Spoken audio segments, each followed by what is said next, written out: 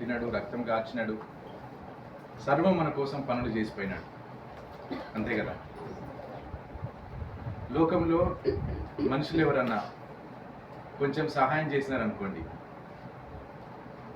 మనం వెంబడి వాళ్ళకి థ్యాంక్స్ చెప్తాం కృతజ్ఞతగా.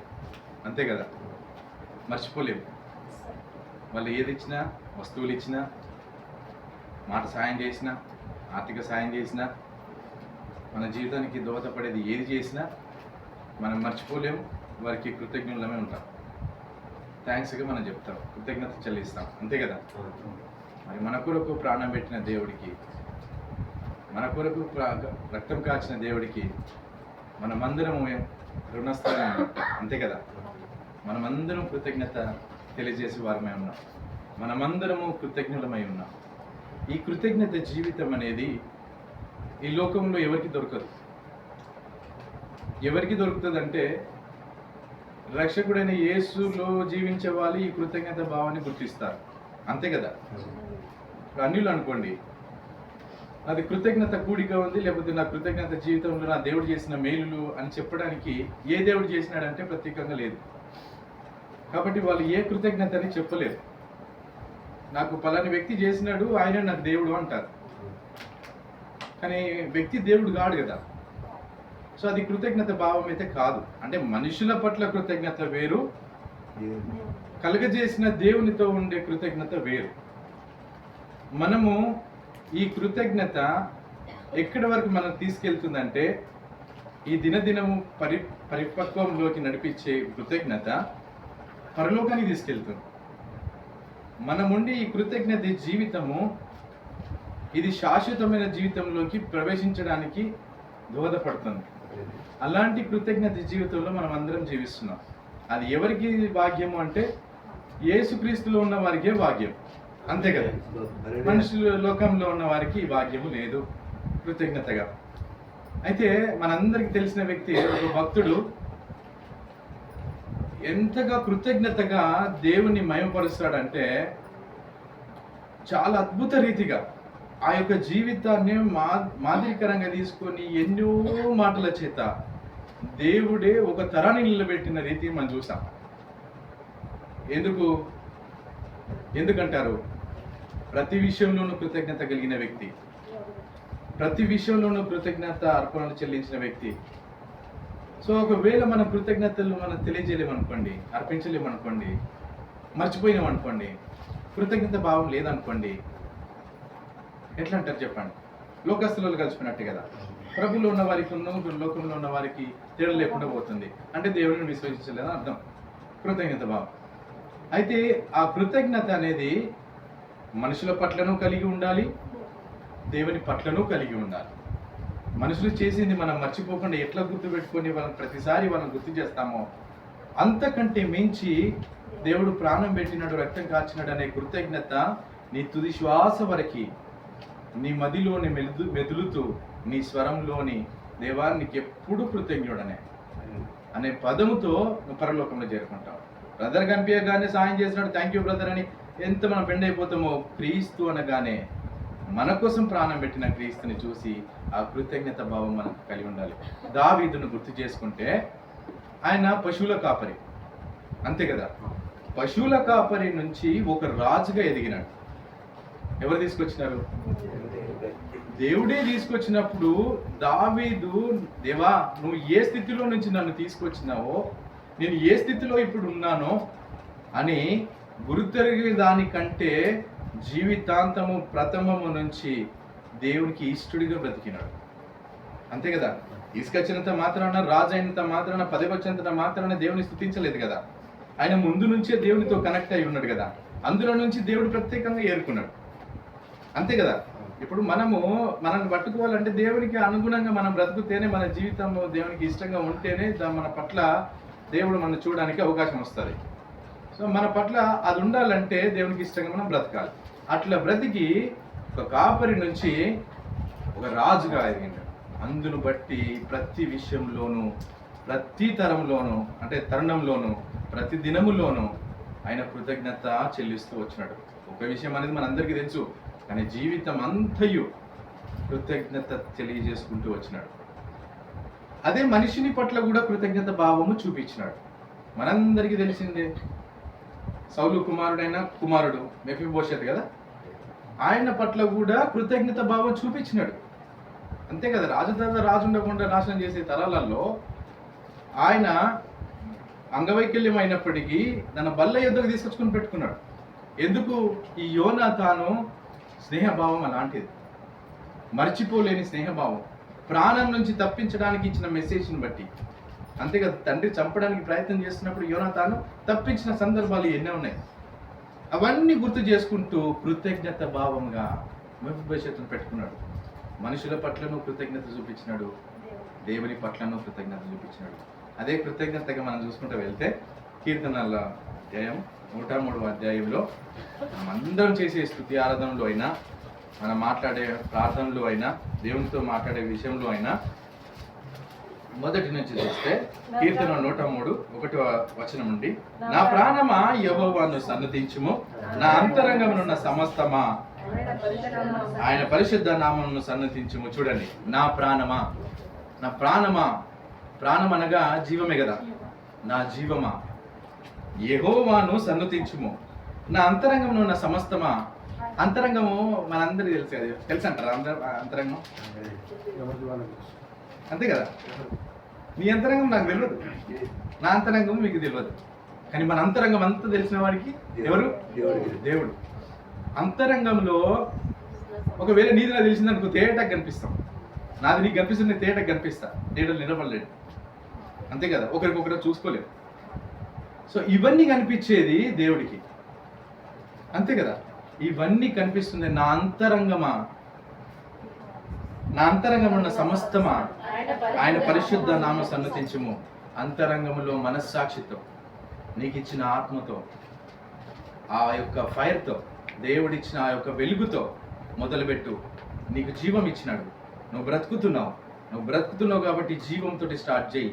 నీలో మనస్సాక్షి ఉంది, మనస్సాక్షితోటి చెయ్యి. చేసిన సర్వం, నీ శరీరం అంతయు దేవునిలో చూసుకునేటట్టు చూసుకో. దేవుడు నిన్ను చూసే విధంగా చెయ్యు. చేసే ఏ స్థుతి అయినా నువ్వు అట్లా చేస్తావా, నిన్ను నీ పైన దేవుడు దృష్టి పెడతాడు. అట్లా బ్రతుకుతావా, దేవుడు నిన్ను దృష్టించుతాడు. అంతే కదా. ఈ కృతజ్ఞత తెలియజేయడానికి మనకి ఒక మొదటి తెస్సలోనీయులకి 5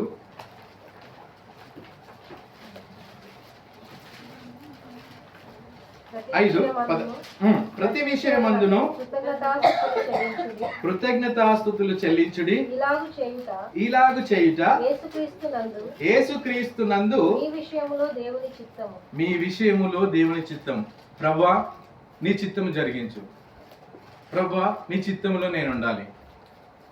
ప్రభువా, నీ చిత్తంలో నేను కనబడాలి అని మనం ఎట్లయితే మనం ప్రార్థిస్తామో, దేవుని చిత్తం ఏందనేది మనకు తెలిసింది కదా. ఇప్పుడు మన దేవా నీ చిత్తం ఏందో నా పట్ల చూపి అని మనం ప్రార్థించినప్పుడు, ఇగో నా చిత్తం ఇది ఉంది. దేవుడు మనకు ఏ మాట చెప్తున్నాడు? నా చిత్తం ఏందో మీకు చెప్తున్నా వినండి. ఇది ఏమని అంటే, ప్రతి విషయమునందు కృతజ్ఞతాస్తుతులు చెల్లించుడి, ఇలాగు చేయుట యేసుక్రీస్తునందు మీ విషయములలో దేవుని చిత్తము. ఇగో దేవుని చిత్తము, ఇగో ఇది నా చిత్తము అని చెప్తున్నాడు. ఎందుకు?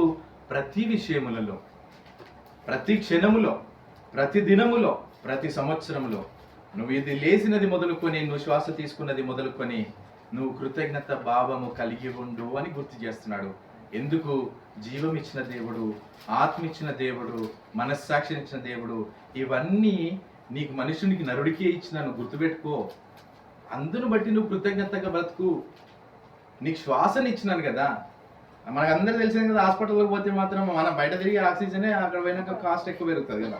ఫిల్టరేషన్ చేసి అది చేసి ఇది చేసి నీకు ఇచ్చే ఆక్సిజనే బాగా కాస్ట్ పెరుగుతుంది. మరి నీకు ఫ్రీగా ఆక్సిజన్ ఇస్తున్నా, ఫ్రీగా నీకు అన్ని ఇస్తున్నా, సర్వం ఇస్తున్నా, ఇది నువ్వు కృతజ్ఞత భావం నీకు ఎందుకు కలిగి లేవు? అంటే ఇవన్నీ మనకి ఎవరికి అంటే క్రీస్తులో ఉన్న వాళ్ళకి కదా ఇవన్నీ మాట్లాడుతున్న సందర్భం. క్రీస్తులో లేని వాళ్ళకి అది రక్షణ భాగ్యమే లేనప్పుడు తెలియదు కదా. ఇప్పుడు క్రీస్తులో ఉన్న మనకి కృతజ్ఞత భావం ఉండాలి అంటున్నాడు. ఈ విధంగా చెప్తూ రెండో మాట, నా ప్రాణమా యెహోవాను సన్నతించుము, ఆయన చేసిన ఉపకారములలో దేనిని మరవకుము. చూడండి, రెండో మాటగా చెప్తున్నాడు, నా ప్రాణమా, జీవం ఉంది కదా, జీవమా, నువ్వు ఏదైతే యేసుక్రీస్తునందు నువ్వు ఉపకారం పొందుకున్నావో ప్రతిదీ నువ్వు మర్చిపోకు. ఏమి పొందుకున్నాం? ఆత్మీయతలోనూ ఉపకారం పొందుకున్నాం, పరలోక రాజ్యాన్ని స్వతంత్రించుకునే భాగ్యము పొందుకున్నాం. అందులో నువ్వు నడుచుకుంటూ నువ్వు కృతజ్ఞత చెల్లించు. ఈ లోకంలో మనం బ్రతుకుతున్నాం, ఒక స్థాయి తెచ్చుకున్నాం, కుటుంబము, పిల్లలు, బాధ్యత, అన్నిటిలో దేవుడు నిన్ను హెచ్చిస్తూనే వస్తున్నాడు. అంతే కదా. మనం అక్కడి నుంచి ఫ్లైట్ ఎక్కినామంటే ఒకప్పుడు కింది నుంచి ఫ్లైట్ చూస్తే ఈ ఫ్లైట్ ఎక్కితే ఎంత బాగుండు అనిపించేది కదా. ఇప్పుడు ఫ్లైట్ ఎక్కి వచ్చినాం కదా, ఇప్పుడు ఫ్లైట్ అనగానే బస్ అయిపోయింది మనకి. ఇంకా ఎక్కని వాళ్ళకు కూడా చాలా అంటే ఆశ ఉంటుంది కదా, రే ఫ్లైట్లో వెళ్తే ఎంత బాగుంటుంది అని. అదే ఇప్పుడు చేసిన ఉపకారం ఏదైనా, మనం ఫ్లైట్లో ఇక్కడికి వచ్చినామంటే ఆయన చేసిన ఉపకారమే. అంతే కదా. మార్గంలోనే మధ్యలోనే మనం ఏ క్షణమో మనది తెలియదు కదా, ఏ క్షణమో లేవు. నువ్వు ప్రతిదినం ఇప్పటి వరకు మన జీవితకాలం, మన ఏజ్ ఎంతనో ఇప్పటి వరకు నువ్వు పొందుకున్న మేలులు చూసుకుంటూ వస్తే ఇది కేవలం ప్రభు ఇచ్చిన కృపే. పుట్టగానే 10 రోజులలో చనిపోయిన బేబీస్ ఉన్నారు, పుట్టగానే 12 సంవత్సరాల బేబీస్ చిల్డ్రన్ చనిపోయిన వాళ్ళు ఉన్నారు. తరుణం 30 సంవత్సరాలు, 40 సంవత్సరాలు, 50 సంవత్సరాలు, 70 సంవత్సరాలు, దెన్ ఫినిష్, దెన్ 80 సంవత్సరాలు లాస్ట్. అంతే కదా. అధిక బలం ఉన్నది మనం దాన్ని బట్టి మాట్లాడితే. సో ఇప్పటి వరకు వస్తున్నావు అంటే దేవుని కృపయే, నీకు ఉపకారములు చేసిన వాడు. అంతేకాదు, ఈ దేశానికి నిన్ను తీసుకొచ్చినాడు, నీకు ఇక్కడ ఉద్యోగం ఇచ్చినాడు, మన అందరికి ఉద్యోగం ఇచ్చినాడు, మనం ఉద్యోగం చేసుకుంటూ మనం పోషించుకుంటున్నాం. అది కాకుండా నీకు పరలోక రాజ్యంలోకి బలపడడానికి, స్థిరపడడానికి, సిద్ధపడడానికి సంఘం ఇచ్చినాడు కదా. ఈ సంఘంలో ప్రతి క్షణము నువ్వు బలపడుతున్నావంటే ఆయన ఇచ్చిన ఉపకారం. అంతే కదా. ఆయన ఈ ఉపకారం ఇవ్వకపోతే, ఇప్పుడు దుబాయ్లో అయితే పరిస్థితులు అంటే ఈ రోజులు ఇప్పుడు బాగలేవు కదా, వాళ్ళు కూడా బాధపడుతున్నారు. అయ్యో కలిస్తే బాగుండు, సావాసం అంటే బాగుండు. ఎవరికైనా ఉంటుంది కదా, దేవుళ్ళు కలిసిన పెరిగి ఆయనతో అందరితో కలిసి ఆ సావాసంలో ఒక గుంపుగా, ఒక సైన్యంగా చేసిన ఆరాధన వేరు కదా. సో అట్లా వాళ్ళు కూడా ఆశిస్తున్న రీతిగా ఇప్పుడు ఇవన్నీ మనకి భాగ్యం ఇచ్చినాడు. ఈ ఉపకారం మర్చిపోకు, ఎప్పుడూ మర్చిపోకు. ఇది కృతజ్ఞత భావము కలిగి ఉండు. ఈ రోజు దేవుని సన్నిధిలో గడిపిన అంటే, అయ్యా నీ కృపయే, నువ్వు చేసిన మేలే, దీనికి అందును బట్టి నేను కృతజ్ఞుడను. ప్రతి విషయంలో నువ్వు కృతజ్ఞత చెప్పడంలో నీ తుది శ్వాస వరకు మనకు మేలు. అందును బట్టి పరలోకం రాజ్యం మనం స్వతంత్రించుకోవచ్చు. నెక్స్ట్ ఇంకొక మాట చూస్తే దానికి 1 పేతురు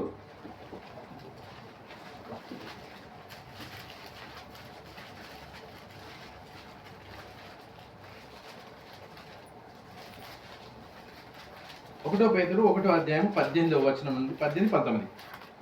పితృ పారంపర్యమైన మీ వ్యర్థ ప్రవర్తనను విడిచిపెట్టునట్లుగా వెండి బంగారముల వంటి క్షయ వస్తువుల చేత మీరు విమోచింపబడలేదు గాని అమూల్యమైన రక్తము చేత, అనగా నిర్దోషమును నిష్కలంకమును గొర్రెపిల్ల వంటి క్రీస్తు రక్తము చేత విమోచింపబడితిరని మీరు ఎరుగుదురు. అందును బట్టి మీరు కృతజ్ఞత చెల్లించురి. మీరు పాత్రలు, వెండిలు, దానివల్ల మీరు విమోచింపబడలేదు. ఎందుకు వస్తువుల వైపు చూస్తున్నారు? అది కాదు. నిష్కలంకమైన రక్తము చేత మీరు విమోచింపబడినారు. అది దేవుడు మీకు చేసిన ఉపకారము అని గుర్తు చేస్తున్నాడు. ఆయన మనల్ని కొన్నాడు, గుర్తు చేస్తున్నాడు. ఇది ఉపకారము, నీకు జీవితంలో చేసింది మర్చిపోకు, కృతజ్ఞత భావమై కలిగి ఉండు. 3వ మాట, ఆయన నీ దోషములన్నిటినీ క్షమించువాడు, నీ సంకటములన్నిటినీ కుదుర్చువాడు. సంకటములు, రోగములు, బాధలు అన్నీ వస్తాయి కదా. ఆయన నీ దోషములన్నిటినీ క్షమించువాడు. ఎక్కడ నీ క్షమాపణ దొరకదు, మనకు ఎక్కడ క్షమాపణ దొరకదు. ఓన్లీ క్రీస్తులోనే క్షమాపణ దొరుకుతుంది. నీకు క్రీస్తులోనే నీ సంకటములన్నిటినీ కుదుర్చువాడు. ఆయనే మనల్ని స్వస్థపరచువాడు, బలపరచువాడు, స్థిరపరచువాడు, గణపరచువాడు. ఆయనే మనల్ని. ఎవరండి? ఎవరు సహాయం చేయగలుగుతారు చెప్పండి? ఎవరు బలపరచగలుగుతారు చెప్పండి? చెప్పండి, ఏ విషయంలో బలపరచగలుగుతారు చెప్పండి? సాధ్యమైనంత వరకు చేయగలిగిన పూర్తి స్థాయిలో చేయలేము, అంతే కదా. కానీ ప్రభు పూర్తిగా డెడికేట్ చేసేసినాడు. ఇది మీరు మర్చిపోకు. నీ దోషములన్నిటినీ క్షమించిన, నీకు ఈ క్రీస్తునందు వచ్చినాక ఈ రక్తంలో నువ్వు కడగబడిన తర్వాత నీకు ఎలాంటి దోషము లేకుండా నేను చేస్తున్నా. దోషి ఉంటే నువ్వు పరలోకానికి రావు. అదే కదా క్లియర్ కట్, తేటగా చెప్తున్నాడు. దోషి ఉంటే నువ్వు పరలోకానికి రావు. కాబట్టి నీ దోషములన్నిటినీ క్షమించువాడు ఆయనే. మన దోషములన్నిటినీ క్షమించినాడు. మన సావాసంలో ఈ వాక్యంలో ఆధ్యాత్మిక స్థితిలో మనం బతుకుతున్నామంటే మన దోషములను ఆయన ఎప్పుడూ తీసేసినాడు. అందును బట్టి మనం పరలోక రాజ్యం స్వతంత్రం తెచ్చుకోవడానికి అర్హులము. అందును బట్టి నువ్వు కృతజ్ఞుడవై ఉండు. అంతే కదా. 4వ వచనం, సమాధిలో నుండి నీ ప్రాణమును విమోచించుచున్నాడు. కరుణ కటాక్షములను నీకు కిరీటముగా ఉంచుచున్నాడు. చూడండి, సమాధిలో నుండి, నాశనములో నుండి, మరణాంతరములో నుండి నీ ప్రాణమును విమోచించుచున్నాడు. కరుణ కటాక్షములో నీకు కిరీటముగా ఉంచుతున్నాడు. ఇక్కడ నుండి తప్పించి, ఒకవేళ మనం ఇక్కడ నుంచి తప్పించడానికంటే పాతాళంలోకి వెళ్ళకుండా, అంతే కదా. మనం శాశ్వత ఈ లోకంలో టెంపరీ మరణం, ఇదంతా అన్నీ వస్తాయి, అన్నీ అనుభవించాలి. అది వచ్చింది, ఇది వచ్చింది అంటే ప్రభు ఏమంటారు, అది ఈ లోకంలో ఉండే దాన్ని బట్టి వస్తుంది. ఇక్కడికి వచ్చినవి అది కాదు మనకు. ఇక్కడ వచ్చేది ఇప్పుడు ఈ మాట ఏదైతే ఈ సమాధిలో నుండి నీ ప్రాణం విమోచించుచున్నాడు అనగా, ఇప్పుడు మనం ఒకవేళ అర్థం చేసుకుంటే ఈ నాశనకరంలోకి ఏదైతే నువ్వు పాతాళంలోనే నువ్వు పాపం చేస్తే అక్కడికి వెళ్ళిపోతావు అనేది ఉంది. అక్కడి నుంచి తప్పించడం ఎప్పుడు చూడండి మన బైబిల్ గ్రంథం అంతా ఆధ్యాత్మిక స్థితిలోనే మాట్లాడుతుంది కదా, అంతే కదా. ఇప్పుడు ఇక్కడ కాదు, మనము ఇప్పుడు ఎప్పుడైనా పోవచ్చు, ఏ స్థితిలో అయినా ఉండొచ్చు, ఎప్పుడైనా పడిపోవచ్చు, అంటే అన్ని విషయాలలో అయినా. కాబట్టి ఇక్కడ కాకుండా నిన్ను తప్పించి నీ ప్రాణం విమోచించుచున్నాడు. కరుణ కటాక్షంలో నీకు కిరీటముగా ఉంచుచున్నాడు. పరలోకము అక్కడి వరకు నీకు కిరీటముగా రెడీగా పెట్టినాడు. అది స్వతంత్రించుకో. అందును బట్టి నువ్వు ఇక్కడ కృతజ్ఞుడవై ఉండు. నువ్వు ఇక్కడ కృతజ్ఞుడవై ఉంటేనే అక్కడ నువ్వు కిరీటం ధరించుకుంటావు. నువ్వు నా పక్కన ఉంటావు, ఆ విందులో ఉంటావు, ఆ సావాసంలో ఉంటావు కదా. ప్రతి విషయములో ఎటు చూసినా దేవుడు చేసిన మేలను తలంచుకుంటే ఎన్నో స్థితులలో నుంచి, ఎన్నో పరిస్థితుల నుంచి, ఎన్నో మన జీవితంలో మేలు చేస్తూ, నడిపిస్తూ, బలపరుస్తూ వస్తూ ఉన్నాడు. అందును బట్టి ప్రతి క్షణం మనం కృతజ్ఞులమై ఉన్నాం కదా. ఎందును బట్టి కృతజ్ఞులమై ఉన్నాం? దేవుడు చేసిన ఆ యొక్క త్యాగం, అంతే కదా. ఇందాక చెప్పిన మాటనే, మనుషులు చేసిన సాయానికి మనం కృతజ్ఞులం ఎట్లా ఉన్నామో, దేవుడు చేసిన ఆ త్యాగమే ఈ యొక్క బల్ల ఆరాధన, శరీరం అనేది, రొట్టె అనేది. ఆ త్యాగము చేసిన దాన్ని బట్టి గుర్తు చేసుకుంటా పోతా ఉంటే, ప్రభువా నువ్వు నా కోసం ప్రాణం పెట్టినావు, ప్రభువా నువ్వు నా కోసం రక్తం చిందించినావు అన్నప్పుడు మనం ఎంత కృతజ్ఞులమై ఉండాలా కాదంటారా? అంతే కదా. 500, 100 నాకు పెట్రోల్ లేదంటే ఎవరైనా ఇస్తేనే బ్రదర్ మీది నాకు ఆ టైంలో మీరు హెల్ప్ చేసిన అని చెప్తాము.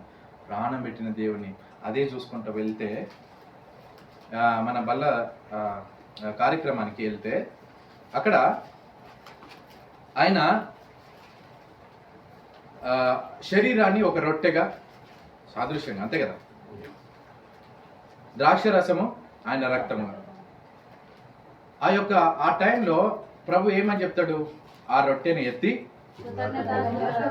ఆశీర్వదించి, అంతే కదా, రొట్టెని ఎత్తి ఆశీర్వదించి కృతజ్ఞతాస్తుతులు చెల్లించి.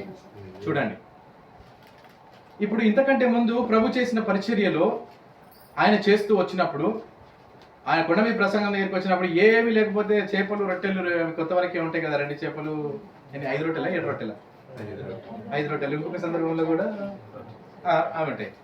ఈ 5 రొట్టెలు అంతమందికి 3000 మంది, 5000 మందికి 5 రొట్టెలు, 5000, 3000, 4000 వాళ్ళందరికి పంచి పెట్టాలంటే ఎట్లా? ఏడికి వెళ్ళేస్తావు? తేలేము కదా. కృతజ్ఞతాస్తుతులు చెల్లించినాడు, సమృద్ధిగా తిన్నా, మిగిలిపోయిన గంపలే తిన్నారు. అయితే ఇక్కడ రొట్టె ఎత్తి ఆశీర్వదించినట్ట. ఈ రొట్టెను ఆశీర్వదించి దీనికి కృతజ్ఞతాస్తుతులు చెల్లించినాడు.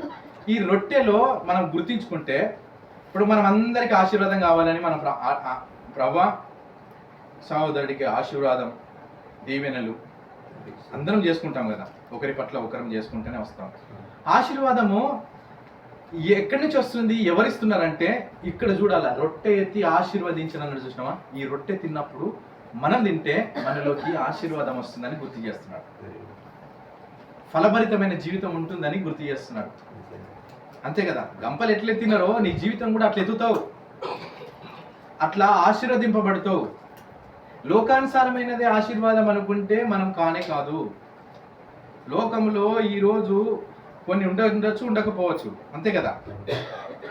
కానీ పరలోక రాజ్యానికి సంబంధించిన ఆశీర్వాదం, ఆధ్యాత్మిక జీవితమైన ఆశీర్వాదం నువ్వు పొందుకుంటూ కృతజ్ఞుడమైన మన మాట మర్చిపోకుండా ఇదే మనది, దాన్ని పొందుకుంటూ ఇట్లా మీరు చేసుకుంటా పోతే మీరు అన్ని విధాలుగా ఆశీర్వదింపబడతారు. ఈ ఆశీర్వాదం మిమ్మల్ని పరలోకానికి తీసుకొస్తుంది. ఈ రొట్టె ఆ రోజు సిలువలో వేసినప్పుడు, ఆ కొరడాలతో కొట్టినప్పుడు ఆ రక్తం ఏమంటారు చర్మం ఇట్లా వచ్చిందని మనం ప్రతి మాటలలో చూసుకుంటూ వచ్చినాం కదా. ఇప్పుడు ఆ చర్మము ఎక్కడికో పోలేదు కదా, వ్యర్థంగా పోలేదు కదా. నిన్న మొత్తం సిలివేసినాం, చర్మాన్ని అంతా తీసేసినాం మనమే కదా, అంతే కదా, తీసినాం. ఇప్పుడు రేపు మళ్ళీ అదే చర్మాన్ని పట్టుకుని మనం తినాలి కాదంటారా? అంతే కదా. అదే సారీ, శరీరం మాంసం.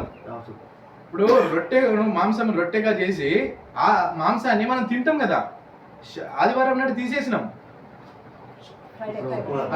శుక్రవారం నాడు తీసేసినాం, సండే రోజు మనం తింటున్నాం కదా. మనం సాదృశ్యం తింటున్నాం కదా. ఈ చర్మాన్ని అక్కడెక్కడో పిగిలించి కింద పడిపోలే, ఎక్కడికి పోలే, వచ్చింది మనమే తెచ్చుకుంటున్నాం. దేవుడు మనకి ఇచ్చినాడు, ఆహారంగా ఇచ్చినాడు. ఇది తింటే నువ్వు ఆశీర్వదింపబడతావు అని చెప్తున్నాడు. ఇది తినకపోతే నువ్వు ఆశీర్వదింపబడవు. నందును బట్టి నువ్వు ఆశీర్వదింపబడితే నువ్వు కృతజ్ఞతాస్తుతులు చెల్లించు, అంతే కదా. రక్తం,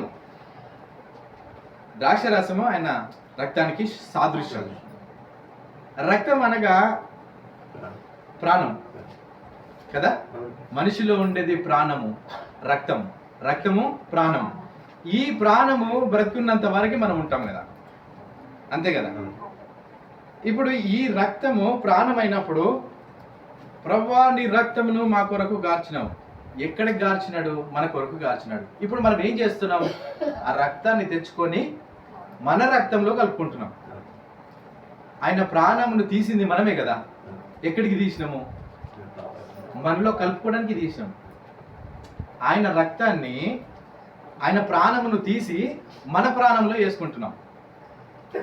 ఇప్పుడు ప్రభు యొక్క రక్తము మనలో ఉన్నదంటే ప్రభువును మనమును ఇద్దరం కలిసి జీవిస్తున్నాం కదా. ఎంత అద్భుతమైన మాట అంటే, ఒకసారి ఆలోచన చేస్తే ప్రభు ఎక్కడో లేడు. ఎప్పుడైతే నమ్మి నువ్వు బాప్తిజం తీసుకొని అన్ని విడిచి లోకానుసారమైన జీవితాన్ని సమాధి చేసి ఆ నిత్యత్వమైన జీవితాన్ని నువ్వు ప్రారంభించినవో, దేవుడు నీలో జీవించడం మొదలుపెట్టినాడు. దేవుడు నీలో బ్రతకడం మొదలుపెట్టినాడు. నీలో నరనరాలలో తిరుగుతున్నది క్రీస్తు రక్తమే కదా. మనము ఆయన ప్రాణాన్ని మన ప్రాణంలో పోసుకున్నాం. ఎట్లయితే తండ్రి కుమార పరిశుద్ధాత్ముడు ఏకమై అక్కడ ఉండి, తండ్రి దగ్గర ఉండి, కుమారుడు అన్ని తెలిసిన వాడో, కలిసి ఒకే ఏకమై ఉన్నవారో, అట్లాగే ఈ క్రీస్తు యొక్క రక్తమును మనము, క్రీస్తును మనము ఏకమై ఉన్నాము అని చెప్పి. సో అందును బట్టి నువ్వు కృతజ్ఞుడవై ఉండాలి. నీలో ప్రవహిస్తున్నది దేవుని రక్తము. నువ్వు దేవుడు ఆ రోజు కార్చినాడు, అయ్యో ప్రభువా నువ్వు రక్తం కార్చినావు, చివరి పట్టు వరకు కిందే పోలే, మొత్తం ఎత్తుకచ్చుకున్నావు. ఎంతమంది ఉంటే అంతమందికి దారాలుగా కారుతూనే ఉంది, వస్తూనే ఉంది, రక్తదారాలు వస్తూనే ఉన్నాయి కదా.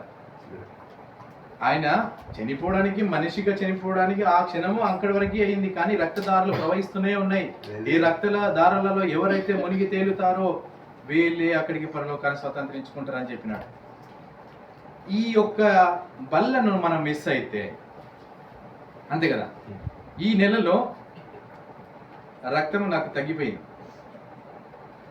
అంతే కదా. తగ్గిపోయినప్పుడు క్రీస్తు రక్తాన్ని నేను కలుపుకోలేదనుకో, నిండుగా రాదు. తగ్గిపోయింది, మనం తగ్గిపోయినట్టు కదా. మన యేసు రక్తము మనల్ని సంపూర్ణంగా చేస్తుంది, ఫిల్టర్ చేస్తుంది.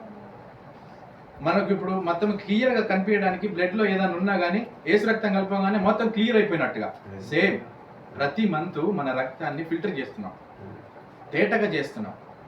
మళ్ళీ మన బ్లడ్ ఇప్పుడు వచ్చేసరికి తగ్గిపోతుంది. దీన్ని మళ్ళీ భర్తీ చేస్తున్నామంటే క్రీస్తు రక్తంతో.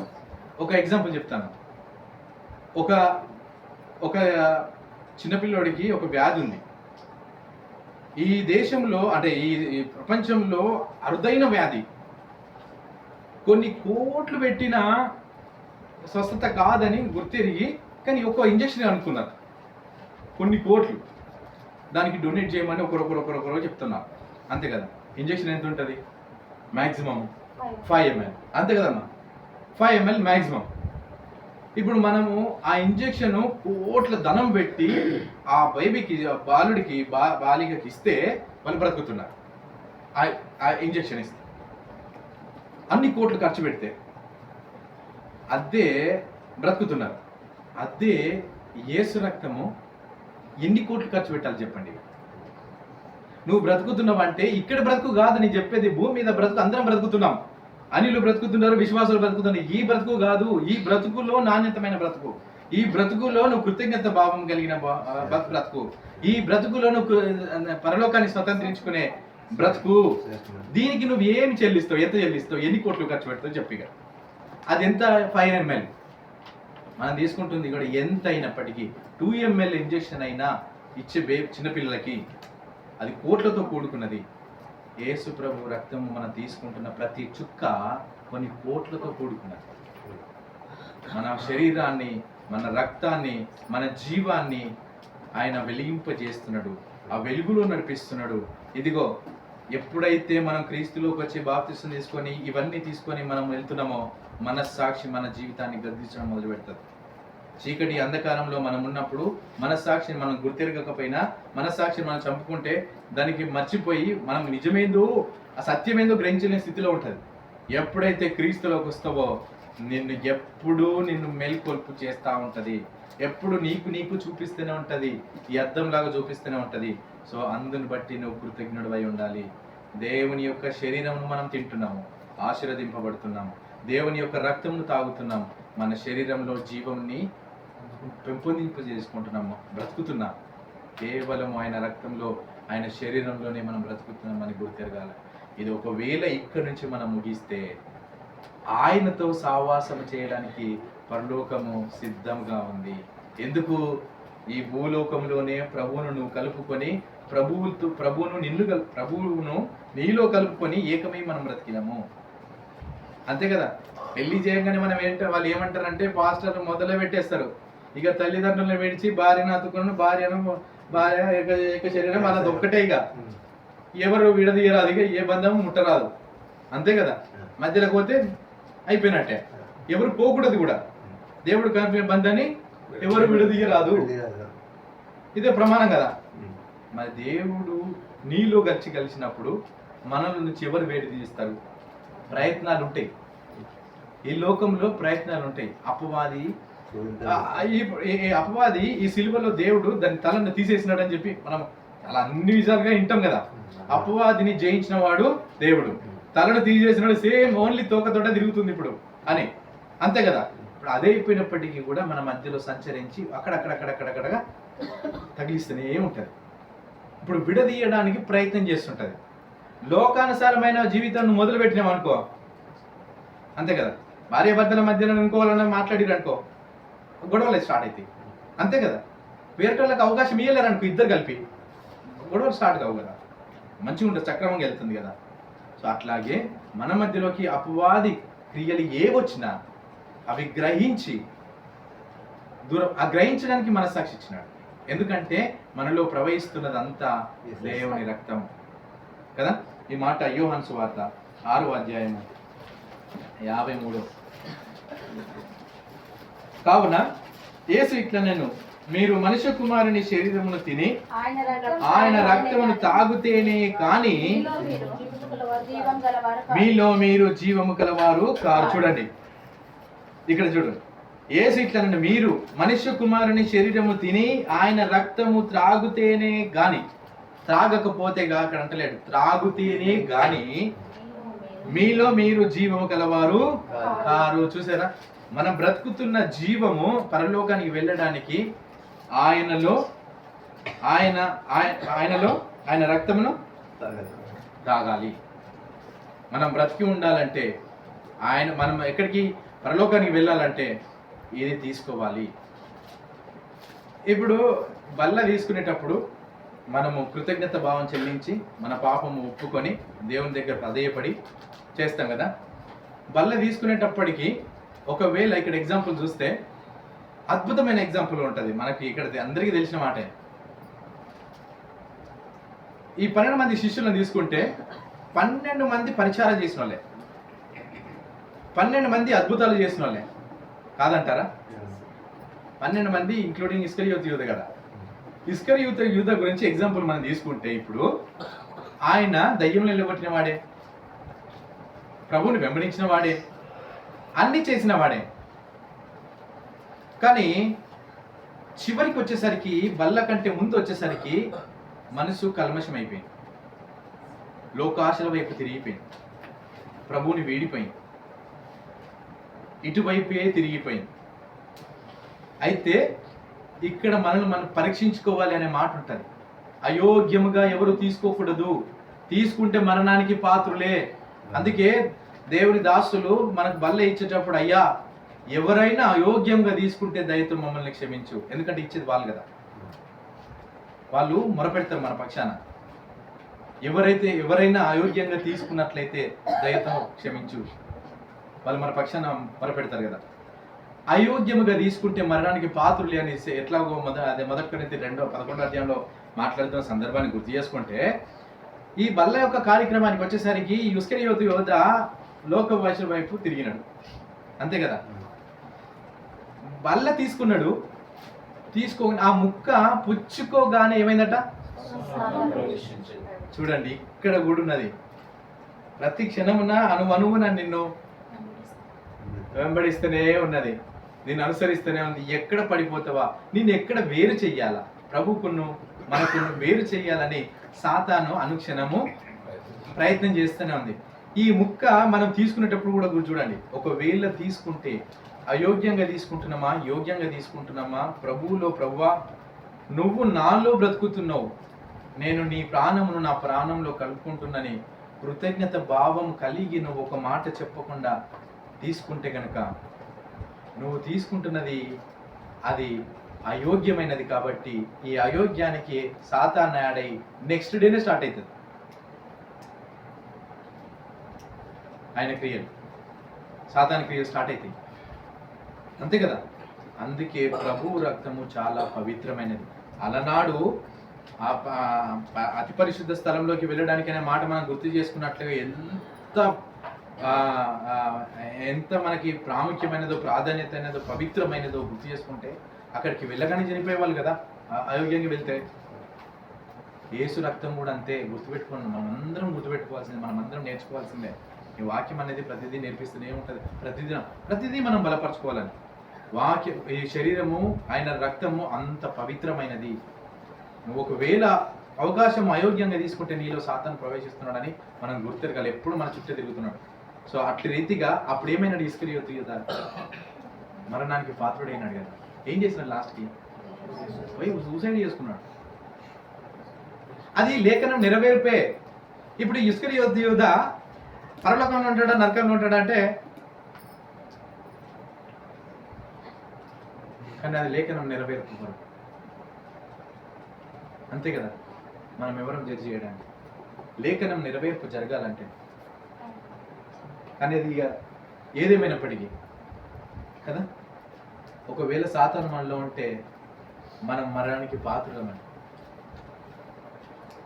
ఇది గుర్తెరిగి అక్కడ అవకాశం ఇవ్వకుండా ఇద్దరం కలిపి, ప్రభువును నేనును ఇద్దరం కలిపి ఒకే దాంట్లో ఈ జీవనం కొనసాగించాలని, అందులోనే ప్రతి విషయంలోనూ నా శ్వాస ఉన్నంత వరకు, నా జీవం ఉన్నంత వరకు ప్రతి విషయంలోనూ, అయ్యా నువ్వు నాకు చేసిన మేలును బట్టి నీకు వందనాలు, మీరు చూపిన దాన్ని బట్టి కృతజ్ఞతనై ఉన్నాను, కృతజ్ఞత స్తుతులు నీకు చెల్లిస్తున్నానని ఈ యొక్క బల్ల అనేది మనకు గుర్తు చేస్తుంది. సో మనం కిందికి చదువుకుంటే ముగిద్దాం. నా శరీరమును తిని నా రక్తమును తాగువాడే నిత్య జీవం గలవాడు. చూడండి, ఎవరైతే శరీరము తిని ఆయన శరీరమును రక్తమును తాగడో నిత్య జీవానికి వెళ్ళడానికి క్లియర్ కట్ గా తెంపడేసినాడు. ఎవరైనా సరే ఎప్పుడు నమ్మి బాప్తిసం రక్షణ పొందుకొని బాప్తిసం తీసుకున్న తర్వాత నువ్వు ప్రభులో వెళ్తున్నావు కాబట్టి నీకు అవకాశం ఉంది. ఇక్కడ నా రక్తము నా శరీరమును తిని నా రక్తము త్రాగువాడే నిత్య జీవము గలవాడు. నిత్య జీవం అంటే ఎత్తబడేది. మనం పరలోకానికి వెళ్ళేవారము, ఆ నిత్యత్వంలోకి వెళ్ళేవారము, ఎత్తబడేవారం. మనం అందరం ఇప్పుడు వచ్చిననుకో అందరం ఎత్తబడతాం, అంతే కదా. ఎత్తబడే వారమై ఉన్నాం. అంత్య దినమున నేనును వారిని లేపుదును.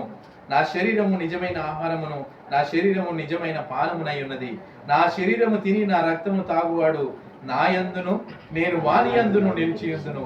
జీవం గల తండ్రి నన్ను పంపెను గనక నేను తండ్రి మూలంగా జీవించుచున్నట్టే నన్ను తినువాడు నా మూలముగా జీవించును. హల్లెలూయా. అట్లా మనం జీవిస్తున్నాం, ఈ బల్లలోకి ప్రవేశిస్తున్నాం. ఆయన రక్తాన్ని ఆయన ప్రాణాన్ని మన ప్రాణంలో కలుపుకుంటున్నాం. ఆయన శరీరం తిని మనం అందరం ఆశీర్వదింపబడుతున్నాం. ఆ బల్ల యుద్ధకు వెళ్ళాలంటే మనల్ని మనం పరీక్షించుకొని మనం పాపములు ఒప్పుకొని ఆయన పరిశుద్ధమైన బల్ల, ఆయన శరీరము ఆయన రక్తము చాలా పవిత్రమైనది, నిష్కలంకమైనది. ఆ నిష్కలంకమైన రక్తమును తీసి మన కల్తీ పాపంలో ఉన్న రక్తంలో కలుపుకోవడానికి ఏ పాటి వరం? పాపములన్నీ తీసేసి పాపములన్నీ పరిగణించి నేను పరిశుద్ధుని కానీ నేను నిర్ధారించి నీకు ఇస్తున్న రక్తం ఉన్నది చూసినారా, నువ్వు పరిశుద్ధుడిగా జీవించు అని ఆ రక్తం తీసుకొని మనమును ప్రభువును ఏకమై ఉన్నాము. ఈ ఏకము పరలోక రాజ్యానికి స్వాతంత్రించుకున్నట్టుగా ఈ దోహదపడుతుంది. ఈ ఆధ్యాత్మిక మాటలతో దేవుడు ఎంతగానో మనందరినీ బలపరచాలని కోరుకుంటే చిన్న మాటలు ముగిస్తున్నాను. Thank you.